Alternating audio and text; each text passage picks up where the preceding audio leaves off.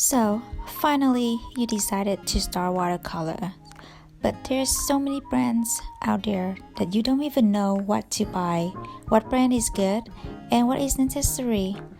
So, it may feel overwhelmed, but don't worry, I got you.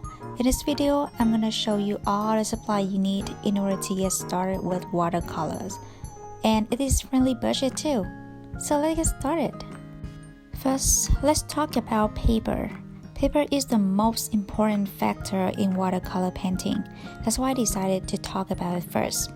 So here I have Strathmore watercolors and Canson XL. These are two brands that offer student grade watercolor papers.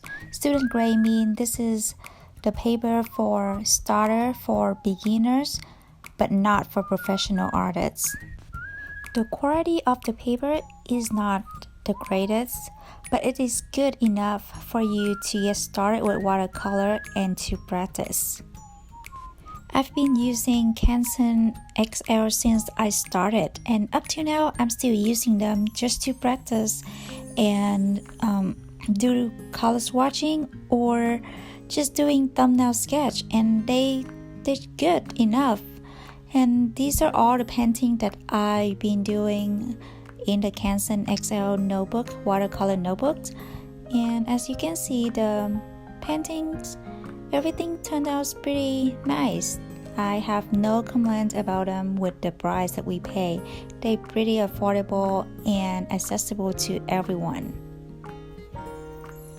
So if you are a beginner or you just start watercolor as a hobby and you want to try it to see if you like it or not, I highly recommend these watercolor papers because they are pretty affordable and you don't have to break the bank just for watercolor supplies. Here's also Canson XL watercolor paper, but it's in a bigger size, and I got two of these because they were on sale. So you can pretty much find it in every local art store because they are a well-known brand, or you just order on Amazon. And you see with this bigger size, the size pretty big, so you can just remove it from the block and then cut it into a small pieces and do the painting on it. With this big size, I actually can make 4 paintings out of it. Now let's talk about artist grade watercolor paper. When we talk about artist grade watercolor paper, that means it is high quality paper. It's made from 100% cotton, and it is widely used by most of professional watercolor artists. And it's also pretty pricey too. So here are a couple of brands from 100% cotton paper that I am having right now. This is the Winsor & Newton watercolor sketchbook. I already finished this sketchbook. As you can see that the paper is very rough, the surface is very rough, and that is the nature of cold press watercolor papers. And it's very convenient if you paint landscape and want to create some texture. And here I have the Stonehenge cold press, Legion cold press. This watercolor paper is also cold press, 100% cotton, and it's also a great paper too. It comes in block. It will help to stop the paper getting buckled while you painting, and when you finish the painting, you just need to use like a ruler to remove the paper from the block. And here's the close-up. As you can see, it's similar to the Winsor & Newton paper. The surface has texture in it. And now, hands down to one of the best watercolor paper brands in the market, the Arches. This is probably one of the most popular watercolor paper that are widely used by most of professional artists. They are cold press, 100% cotton, and of course the bright is one of the most expensive one too. And it also comes in block. This is the block that I ordered from Amazon, and the size is 9 by 12 inches, and the size is pretty big for me because I rarely do painting in big size. So normally for one paper like this, I can actually make 4 mini paintings out of it. Since it is very pricey, so I have to admit that I rarely use it. Actually, I don't use it for practice. I am planning to use it only if I decide to sell my paintings. And finally, I want to mention the B 100% cotton paper. You probably hear it a lot in my other videos, my other tutorial, because I use this a lot in my tutorials video. I ordered in big sheet, and then I just cut it into small pieces and then use it. And compared to other brands, this has much more affordable price when it comes to 100% cotton paper. And I think that's pretty much it, all information that you need to know when you first started out. So if you are beginners, started out with watercolors and under tight budget, just go for student grade like Canson XL and Strathmore in the beginning. And if you have a little bit more budget for the supplies, I highly recommend to go for 100% cotton paper because it's going to help you a lot with all the watercolor techniques that you learn along the way. And B 100% cotton paper is a great choice with pretty much affordable price compared to other high quality watercolor paper brands. I ordered them on Cheap Joe Art, and I don't know if it's available on Amazon, but I will try to find a link. And I will put everything that I mentioned in today's video in the description below. And next we're gonna talk about brushes. I think brushes are the second important factor that need to be considered in watercolor painting. This is my collection of brushes. I currently have 7 of them, but don't worry, you don't have to have all of them in order to get started. I think you maybe only need 1 or 2 of them. So now I'm gonna give you a quick swatch on each brushes so that you can see how each of them perform on the paper. The biggest I have is the Princeton Snap Round Brush size 12. As you can see on the screen, this brush can give you a big wash if you want to do a big size painting, but at the same time, because it has a pointed tip, so it can also give you a very thin and delicate line, and you can actually do some sort of detail work with this brush as well. And it is a good brush from Princeton, and the price is pretty affordable as well. I ordered on Amazon, and Princeton is a well-known brand for good quality brushes. And the next one I have is also from Princeton, and this is from the series Aqua Elite. I hope that I say it right. It's a round brush as well. It is size 8. I actually got it from a local art store, and it's a good brush. So you can see that with the round brush, you can reduce many type of brush strokes. It just depends how you hold the brush. And the next one I have is also the Princeton Aqua Elite size 6. This is compared to the size 8, it's just a little bit smaller, but it's not that many difference. I don't really know why I bought 2 of them, because it doesn't make any much difference. So don't be like me, just get the 8, either the 8 or the 6, that would be enough. And yeah, you can see that if you just hold a brush and then use the side of the brush, you can reduce the big wash and use the tip of the brush to have the thin, delicate line or any sort of detail work that you need to do with your painting.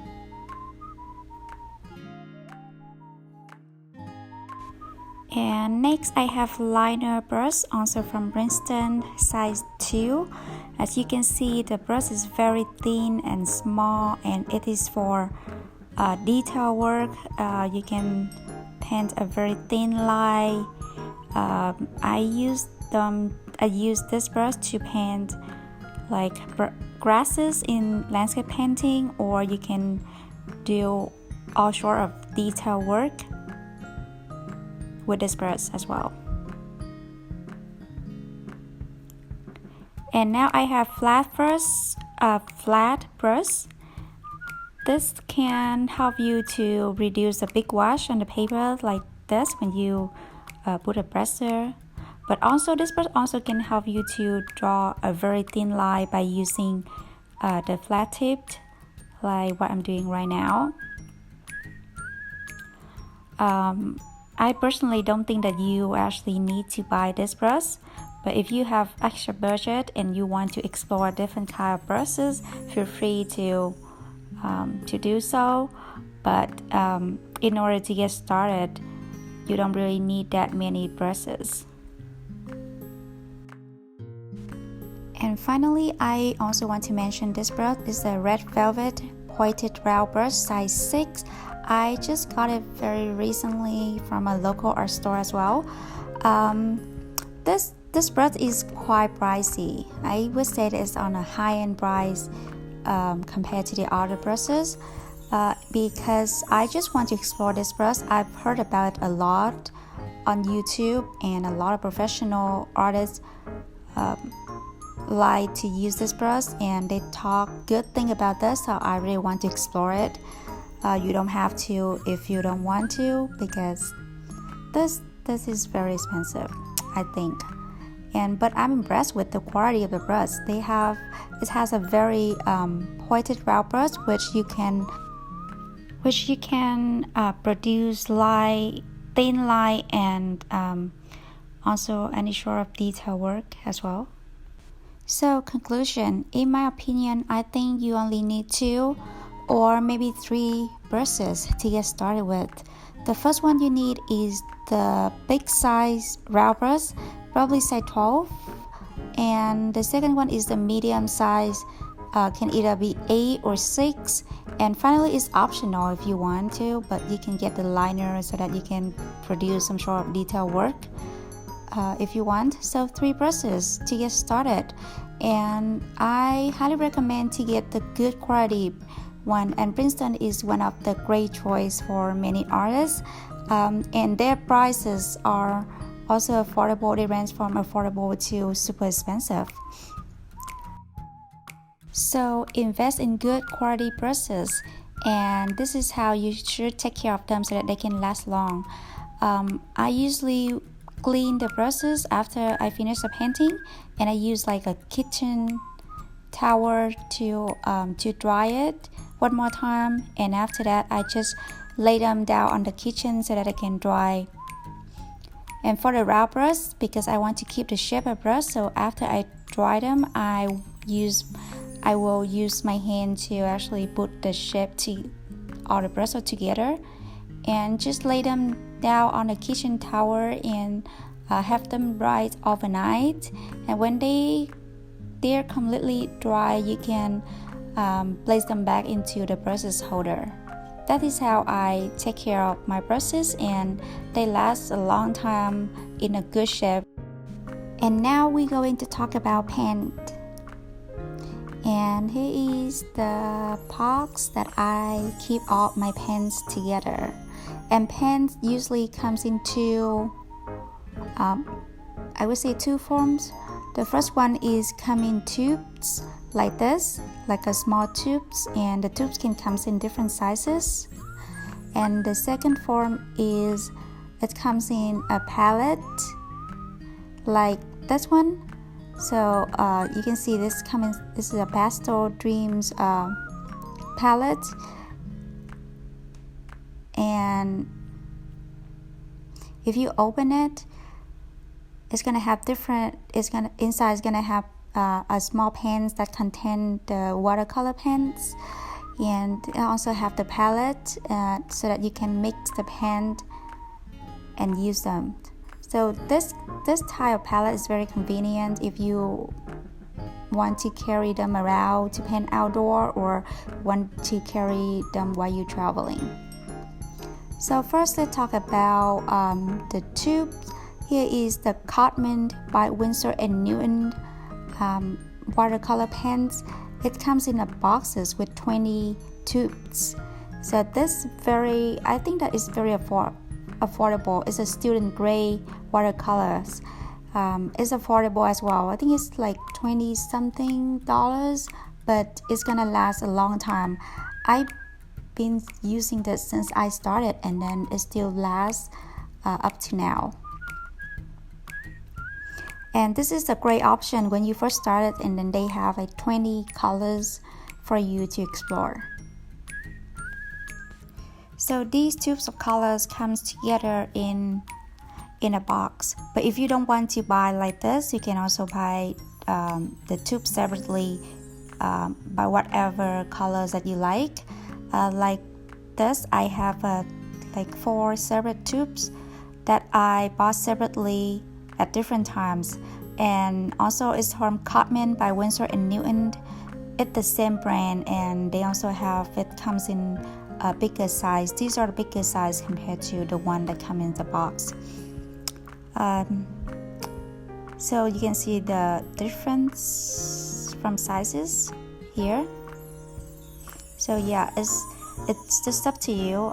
If you don't want to buy like the whole collection of many colors, you can also buy the tube separately. Depends on whatever colors that you like. And Cotman watercolor is great, even though they are student grade, but I think that they're pretty good, especially for beginners. I use them in all my artwork, like you see here. From the beginning, when I first started until now, I only use Cotman by Winsor & Newton. One thing that you need to have if you decide to use the watercolor tubes, that is an empty palette.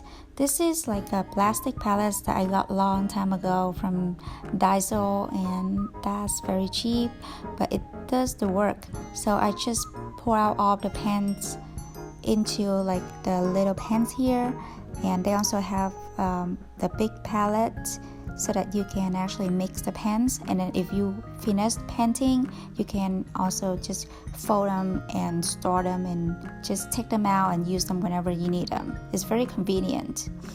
So here like this, I see that my pen gray is out, so I'm just gonna pour out a little bit of pens into the little pans here, and I just wait for them to dry and just close the lid.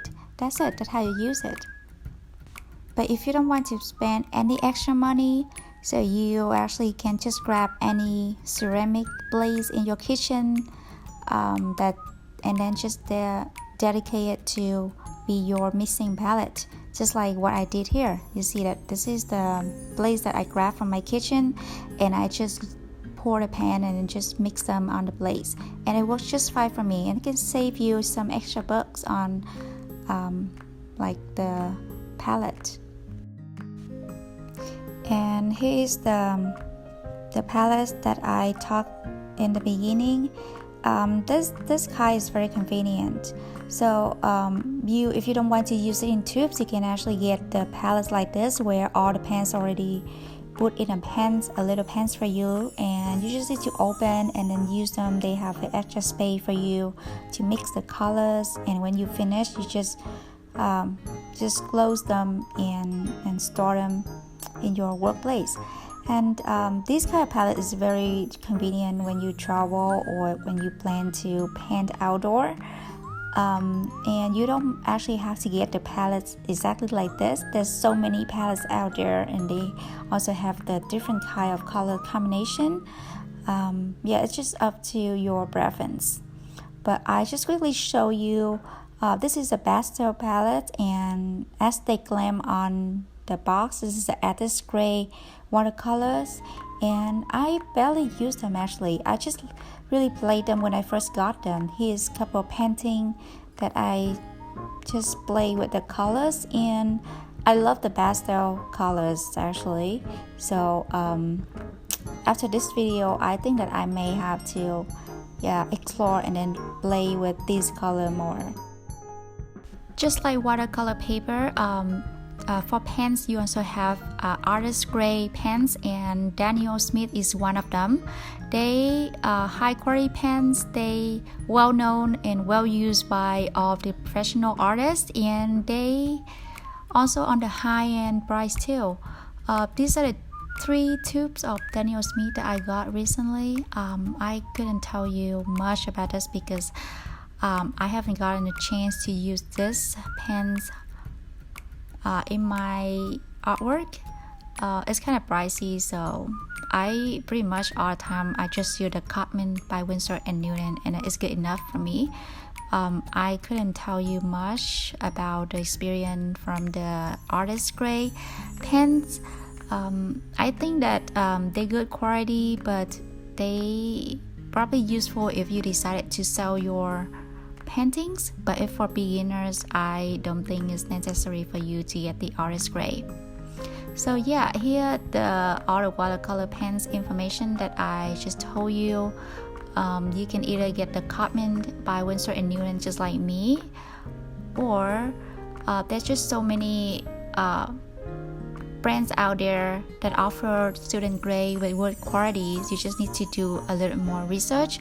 I will link all of the pens that I have mentioned in this video below for your reference. And finally, a couple things that you already need for your painting, and don't worry, these are probably already available in your kitchen. So first, you will need 2 cups of water so that you can clean the pens in between of your painting. So just grab any cups in your kitchen, any jars that you don't use anymore, and just pour the water and use them, just like me. These 2 are I just grabbed from my kitchen. And you can also have like a kitchen towel so that you can dry the brushes and to tap to remove the excess water from the brushes. And also between painting, you may decide to switch to different brushes. So for me, because of that, so for the brushes that I stopped using, I just clean them and then just lay them down on the kitchen towel instead of just leave them in the water cups, because that's not gonna be good for your brushes. So don't do this. Just clean them and lay them down on the kitchen towel, and then use the other brushes for your painting. Or you can also grab like the kitchen napkins to also clean the brush and remove the excess water. And you may also want to have some masking tape, so that is it optional. If you want to have a clean edge in your painting, then you can use the masking tape. But sometimes I just don't use it at all. I just have like a kind of messy edge of your painting, and it just makes my painting look more organic, I think. And finally, I also have like a little bottle spray like this, so that I can spray on the pens to reactivate the pens whenever I need to use them. Because the pens, when you store them overnight, they are gonna get dry, and first when you want to use them, you have to activate with water. You can either use a spray, or you can just use your brushes and pour a little bit and drop a little bit of water into the pens to reactivate the pens.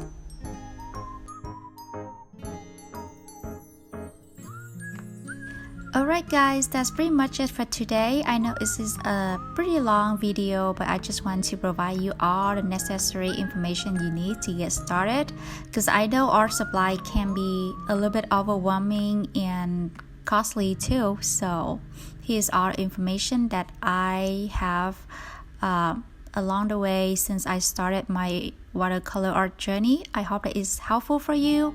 I could appreciate if you could give me a thumbs up so my video could reach more people and help my channel grow. And if you want to see more content like this, don't forget to subscribe to my channel. I post video every Tuesday, Thursday, and Saturday. So I'll see you in my next video. Thank you for watching. Bye.